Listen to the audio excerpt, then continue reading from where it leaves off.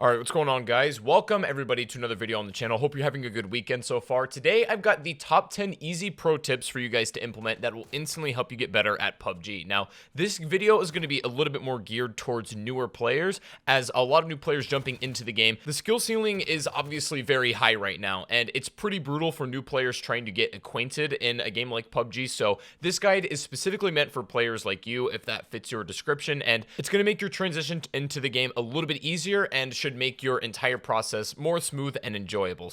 And again, even though this video is a little bit more designed for newer players, even if you're an experienced PUBG player and you're just looking to get a little bit more tips and tricks, then this video actually might surprise you. And if this guide does end up helping out at all, I would really appreciate a like rating. That is all I ask in return. And of course, if you guys want to see more content like this, please make sure to subscribe to the channel if you're new. We're almost at 300,000 subs, which is insane. And if you guys want to go follow me on Twitch, I'm streaming every single day. Links in the description below. But anyways, guys, let's get into this. So coming today at the number 10 spot is going to be to mark the plane path on your map at the beginning of each game. And you can do this a couple of different ways. You can draw a line from the original plane path to the end of it, and then you can use this new feature in the game that draws a line that will stay there permanently, or you can mark it with some sort of special pin of the end plane path. Either way you want to do it. The point of this technique is to give yourself a sort of radius of where most of the players in your match are going to be, because depending on the plane path is going to give you a context clues for concentration of the players and how they landed. You can expect a reasonable amount of players to jump in and around the left or right side of the plane, so they're very unlikely to be near the bottom of the map or the farthest away from the plane path is,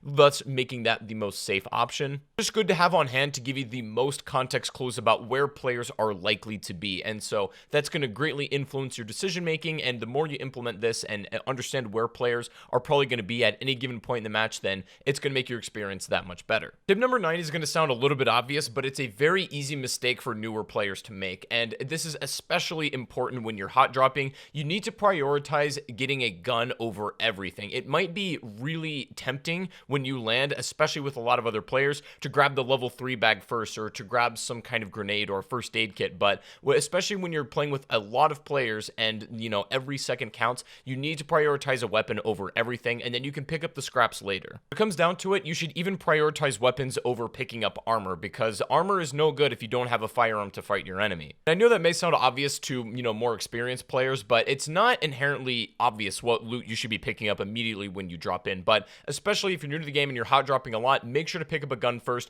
and then go for armor second. It's gonna help you win a lot of gunfights, especially in the early game. Tip number 8 is going to be to change your preference settings in terms of your crosshairs and also the way you use your reticles. So all of the reticles in the game, for the most part, the red dots and the holographics, have different options as far as their aesthetics. Now, personally, I just prefer the standard red dot, but you can change these to whatever you like, and even the color variations. And you can also change these completely by going into your settings and changing your color blind. Now, this is going to change the color of the blood of other enemies and also some elements on your map. Main purpose to change colorblind settings is to make the enemy blood a little bit easier to spot, knowing you exactly when you got a hit. And then you can also change your reticle color, and this can be made any color you like. There's not one that is objectively better, but what I will say is don't make it too bright or too dark color. That's going to get lost within the background of a map. Your reticle should be easy to see at all times, and up against pretty much any background, it should be very distinct and, able to track a target no matter what the color or background shifts into. Again, you can toy around with these settings a little bit to find your personal preference, but those are the fundamentals to keep in mind about it. You can also change your preferences for how you want your guns to behave upon picking them up. So I recommend setting pretty much all of them to full auto, especially ARs and SMGs, so that in the early game you pick up a gun and you're not automatically fumbling around with trying to put it in full auto. Adjusting it in the settings will save you time in game and should do it right away. Tip number 7 is going to be explaining how airdrops work. More specifically, how the algorithm is based so that they land in a certain path and where to expect them on the map. Now, generally with every single airdrop, the plane is going to have a spawn location somewhere on the map and a set route.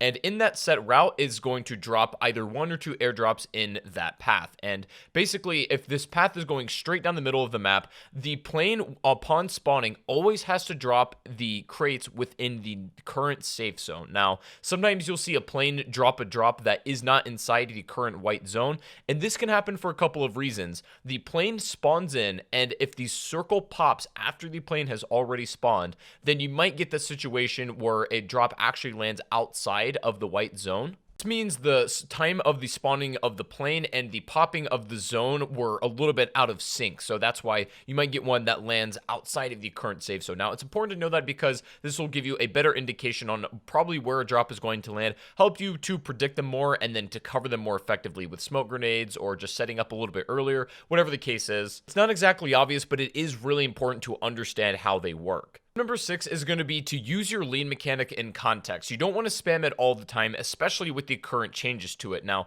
leaning in context is great because it allows you to hide a little bit more of your body, maybe making your enemy miss an important headshot, but it does, especially at a distance and for long extended sprays, actually hurt your recoil pattern a little bit. So it's better just to fire straight on, especially if your target is like, I don't know, more than 20 meters away. However, as you play the game more and get more experience, it's going to become more obvious about when you should utilize your lean and when to just fire straight on. Fundamentally, leaning is your most effective tool of keeping your body a little bit safer in gunfights when you have cover to work with. Other than that, it's not something that should be spammed every single gunfight. Tip number 5 is going to be to try and have good weapon synergy. Now, especially if you are new to the game, you might not know exactly what weapons to run and what is good on it as far as attachments. And if you want a more detailed explanation of that kind of stuff, I've made plenty of weapon guides on this channel that will give you, the utmost knowledge on that sort of stuff. But good weapon synergy is more important than just having a good weapon in general. Things that I always recommend pairing together are things like ARs and DMRs, especially ARs and bolt action rifles.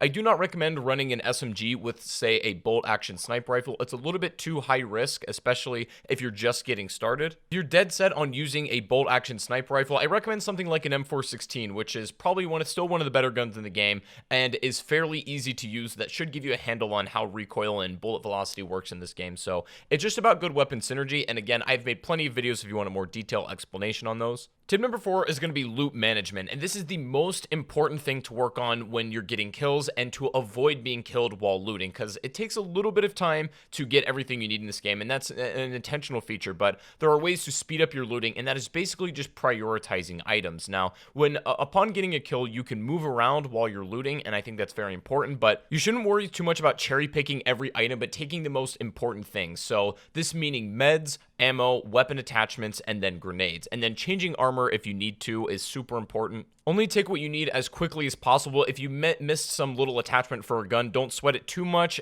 because you might accidentally put yourself back at risk and end up dying for that compensator or something. So just get what you need and get moving. Tip number 3 is going to get in the habit of paying attention to the kill feed. And this, especially in the mid to late game, is going to serve you quite well. Now, the main priority to paying attention to the kill feed is to give you context clues on where enemies with particular weapons are. And this can give you a better envisionment of the battlefield in your mind. When you see some high priority weapons like a Mark 14 or an AUM on the battlefield, or maybe if you can hear that weapon at the same time as it's in the kill feed, you can pretty much pinpoint exactly where that enemy is and then put yourself in a position to better take them out. It's also important to pay attention when you're fighting somebody in the blue, because if they die to the zone, that's the only way you're going to know is if you look at the kill feed. Otherwise, you may be waiting for an enemy that's never going to come out, and then you could waste your own time, either end up dying to the blue or just getting picked off on your own. Paying attention to the kill feed will greatly increase your game sense and is a wonderful habit to get yourself into. Tip number 2 is going to be understanding when to swap armor. Now, when you're looting somebody else or looking at your own armor, your durability of that is going to be represented by a red bar, and the higher that red bar is,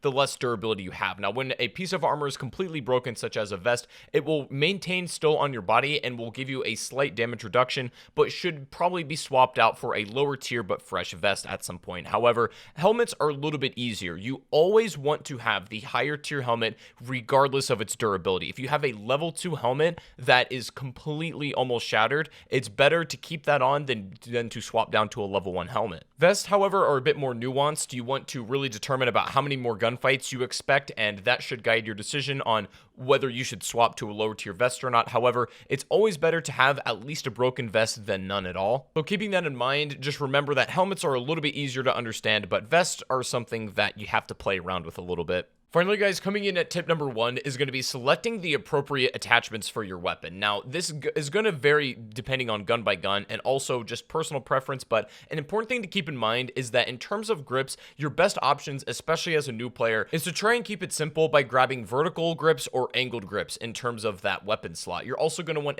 extended mags for sure over quick draw, at least right now. And muzzle attachments, the flash hider is going to be a little bit for recoil control, but will more or less just hide the actual flash of your muzzle for your enemies. Suppressors will completely eliminate that flash, but won't give you as much recoil control, whereas compensators will not hide your flash whatsoever, but they give you the most recoil control. So it depends on really how you want to prioritize. If you want a weapon that has a lot of kick, consider running a vertical grip and a compensator that should, in theory, give you the most control. And you can do some playing around with attachments in the training mode if you want to understand a little bit how they work. And I've also made guides explaining in depth about what each attachment does. Easily though, the most important thing is just having the right tool for the job and using the appropriate attachments on a weapon. And just as a little bit of a bonus, one last tip I'm going to recommend is jump into team deathmatch and shoot around a little bit before your first game. This will do wonders for helping you warm up and just get a little bit acquainted with your muscle memory and everything, and just kind of refining your sensitivity, because especially if you're just getting started, your sensitivity might need a little bit of tuning and adjusting, and